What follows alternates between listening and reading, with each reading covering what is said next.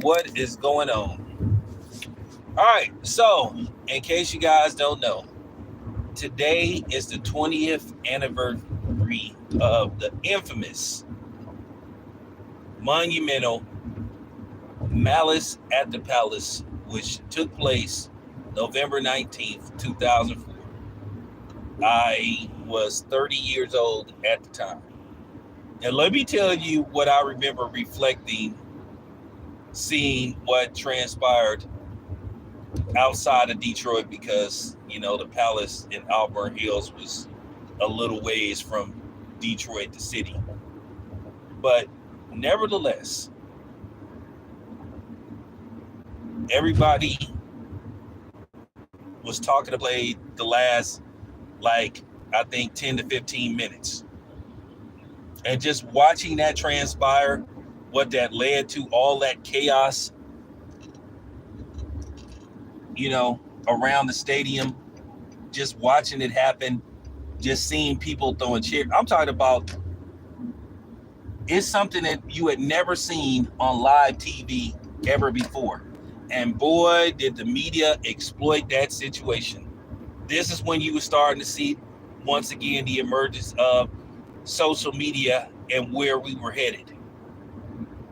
Had this happened now, it would have been even worse. But everybody had an opinion. But once again, it all started because this white man decided to throw something at Ron Artest. And then he was such a coward. He pointed to, when Ron Artest was running up there, he pointed to another dude. So then when all the melee was going on, his coward ass was like trying to hit Ron Artest from the back. Ron Artest did break free and got off a couple of shots. Steven Jackson came up there and assisted him, and Steven Jackson was laying people out. Then you had a couple of people come on the floor. Jermaine O'Neal did not go into the stands. And Jermaine O'Neal, to me, he should not have been suspended whatsoever because he was defending himself. But we all seen Jermaine O'Neal basically knock out a fan. Now, the funny thing was, Jermaine O'Neal was running towards the fan. And Jermaine O'Neal slipped and fell, but he still connected enough to knock the dude out. And I'm thinking to myself, that was God. Because I think if Jermaine O'Neal had landed that punch full thrust, he probably would have killed the dude. You would have literally had seen the dude's brains come out the back of his head. That's how hard Jermaine O'Neal threw that punch. And boy, if Jermaine O'Neal had deleted that dude, no telling what they would be talking about in the newspaper. And I'm saying Jermaine O'Neal's career would have been ruined. Even though he was defending himself, he would have caught a body. I'm talking about lawsuits galore. The NBA probably would have lost sponsors overnight. So I was glad that Jermaine O'Neal didn't land that punch, and everybody knew it too. And then you had the dude that got knocked out. Now, there wasn't no Twitter and all that kind of stuff back then, no Instagram and stuff. But you had this dude doing various interviews around the local circuit in the Detroit area. And I think he tried to sue Jermaine O'Neal or the NBA, trying to talk shit. And everybody was like, buddy, you need to be quiet. Because God was looking out for you. Because you almost got laid out permanently on a basketball court. But how it all started, Ben Wallace and Ron Artest, before he became Meta World Peace, had a little scuffle towards, the end of the game. If I'm not mistaken, I forgot who was winning the game. But nevertheless, to make a long story short, Ron Artest and Ben Wallace got into some kind of little altercation. Ben Wallace, he pushed hell out of Ron Artest. So to keep Ron Artest from further, you know what I'm saying, from the situation going further, he basically decided to, lay on the table.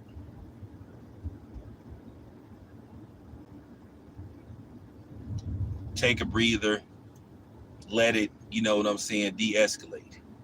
So all of a sudden, a drinks get thrown on Ron Artest, a drink. Ron Artest loses it, goes into the stands, and then that's it. That's all. They're fighting. You got family members of the players in the stands, and it was just crazy. It was just crazy to watch all that chaos going on. You saw people throwing chairs at the Pacers and stuff, throwing drink. It was just crazy to see something like that happen. And like I said before, I saw the first replay. Some people saw it live. I was on my way home from work. I had my car tuned in to, I think it was the ticket 1050. And then everybody, on the airwaves, it was like a couple of people talking about, did you see what happened in Detroit?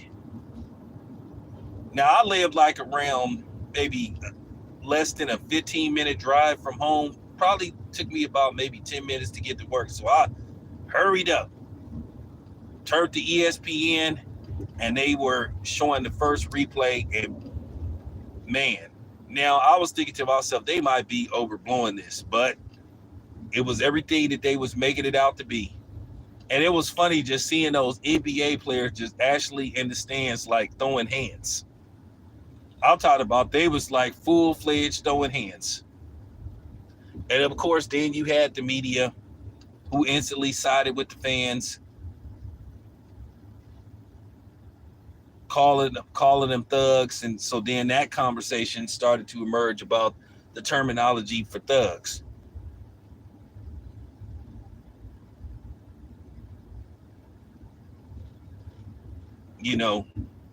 I think Bob Costas used that terminology, and a lot of people called him out for that, and he quickly abandoned that terminology.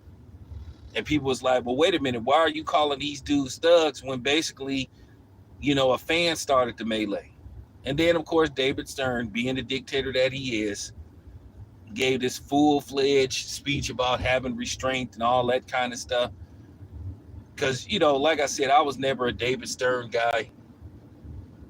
I just didn't like David Stern. I thought a lot of times David Stern thought everybody came to see his ass, which that wasn't the case.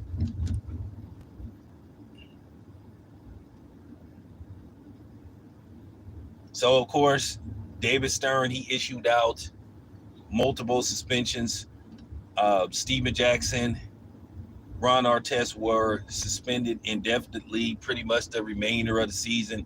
Jermaine O'Neal got suspended for X amount of games, but Jermaine O'Neal, he appealed his suspension and got it reduced because the players union and the NBA had to come to the conclusion that Jermaine O'Neal was defending himself and his teammates, because you had people that literally came on the floor.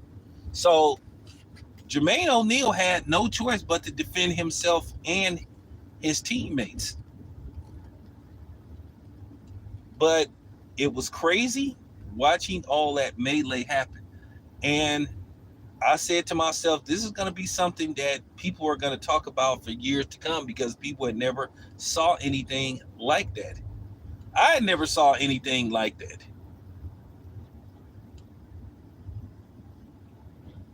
Steven Jackson himself thought, man, my basketball career is over. And it was funny. He said Ron Artest was talking to Steven Jackson, said, you think we gonna get in trouble for this? And Steven Jackson said, man, we'll be lucky if we ever get to play again. And Steven Jackson said, well, let me make plans to go play overseas. But at the end of the day, for the most part, the people involved recovered from this. Jermaine O'Neal went on to play many seasons. Ron Artest went on to play for the Lakers and eventually win a championship. Steven Jackson went on to continue to play, and we already know what Captain Jack is doing, post NBA. And I'm pretty sure Steven Jackson is going to talk about this because Steven Jackson likes talking about this. He said himself, he loves talking about, the malice at the palace. And it was a complete, when I say it was a complete free fall, it was a complete free for all. And it's just crazy to think it's been 20 years since that happened. But I'm glad for the most part, everybody involved, recovered from it, and it was just dangerous. You seen Reggie Miller, he had to get involved. And the funny thing was, I think Reggie Miller had just retired too. I think Reggie Miller was entering his first year of doing commentary. But like I said before, I think if you want to watch at least the last 10 minutes, I think you can go on social media, you go on YouTube. I'm pretty sure you could watch it. I haven't seen the actual melee in a few years. I saw a special about it a couple of years ago on basically, I think, what is it? On Netflix. But yeah, I just wanted to give my interpretation of what I saw 20 years ago. So there you have it. It's your boy Town. I'm out.